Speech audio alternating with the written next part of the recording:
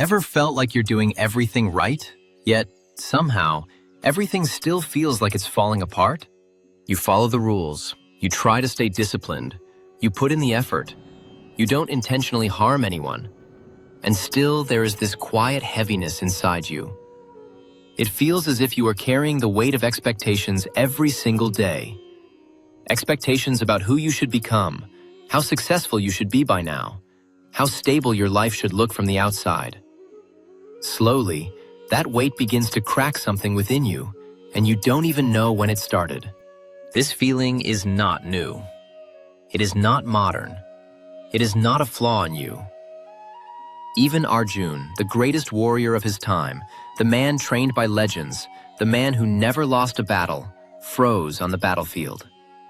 Surrounded by armies, standing on his chariot with Krishna beside him, Arjun's body trembled and his mind collapsed inward.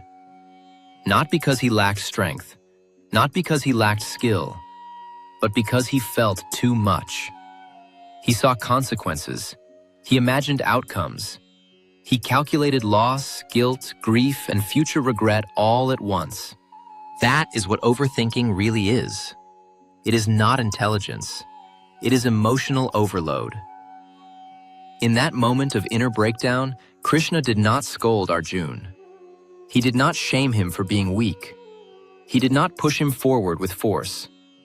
Instead, Krishna offered clarity, a single truth so deep that it has carried tired minds for thousands of years. You have the right to your actions, but never to the fruits of those actions. Krishna did not hand Arjun a weapon. He handed him a way to breathe again. He separated effort from outcome, responsibility from result, action from attachment. This was not spiritual poetry. This was psychological survival. We live in a world where your worth is constantly measured. Numbers follow you everywhere. Likes, views, marks, rankings, salaries, promotions, subscribers. And when those numbers don't rise, when they stagnate or fall, we don't question the system that turned life into a scoreboard. We question ourselves. We ask, what is wrong with me? Instead of asking whether it is fair to measure a human life through outcomes alone. The Bhagavad Gita breaks this illusion gently but firmly. You are not your results. You are not the final outcome of your efforts. You are the effort itself. How many times have you genuinely done your best and still felt like a failure? You prepared sincerely but didn't clear the exam. You worked honestly but didn't get the recognition. You stayed loyal but were still replaced. If this resonates, pause for a second and declare it in the comments. I did my best, and that matters. Writing it down is not weakness, it is truth. Burnout does not begin with working too hard. Burnout begins when every action is loaded with expectation, when every task must justify your existence, when rest feels like laziness and pauses feel like guilt. You are no longer living in the present moment. You are living in two timelines at once. What is happening now and what you desperately wanted to become. In that gap between now and expectation, peace quietly disappears. Krishna was not dismissing Arjun's pain. He was redirecting it. He was saying, act, but do not tie your identity to the result. Do your duty sincerely, but release the illusion that you control the outcome. This is not detachment from life. This is freedom from constant inner punishment. You are not the applause. You are not the salary slip.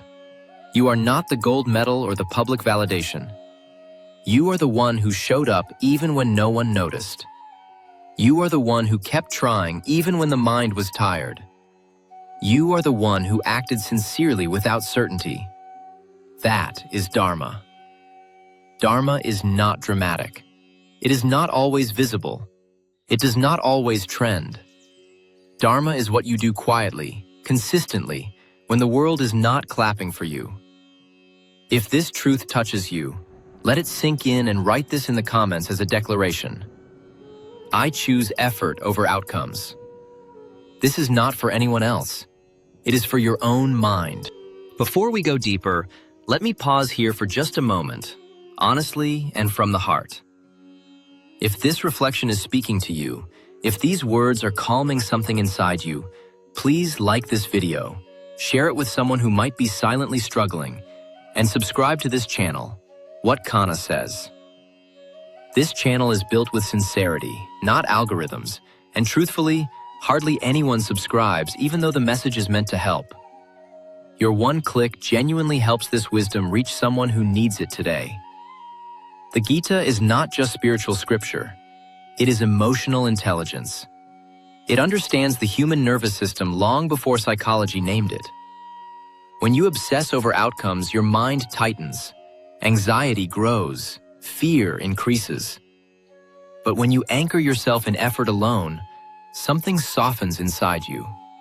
You regain agency without carrying impossible burdens. Krishna's teaching is simple but difficult to live. Take action, then let go. Work sincerely, then let go. Rest without guilt, then let go. Repeat. Life becomes lighter not because challenges disappear, but because you stop demanding guarantees from an uncertain world. The Mahabharata was not just a war between families. It was a war within every human being. The war of, should I try again? And what if I fail again? Arjun voiced what most of us hide. Krishna answered with timeless clarity. Try, act, but stop calculating your reward before the action is complete. The moment your action becomes a transaction, peace leaves. Dharma is not what you do when people are watching. It is what you do when no one is. Those small, unseen actions, unpaid efforts, uncelebrated moments of integrity are echoes of this verse. If you feel tired but still willing to continue, write this final declaration below. I will keep showing up. Sometimes the mind believes what the hands type. Let this verse become your soft reset. When your mind spirals, when results don't come, when rewards feel unfair, return to this line. Remind yourself that you are the doer, not the controller. Control is an illusion that exhausts the mind. Effort is a truth that steadies it. When this understanding settles deeply, peace is no longer something you chase. It becomes something you allow. Not because life becomes easy, but because you stop fighting what you were never meant to control. You act with sincerity, courage, and faith, and that becomes enough.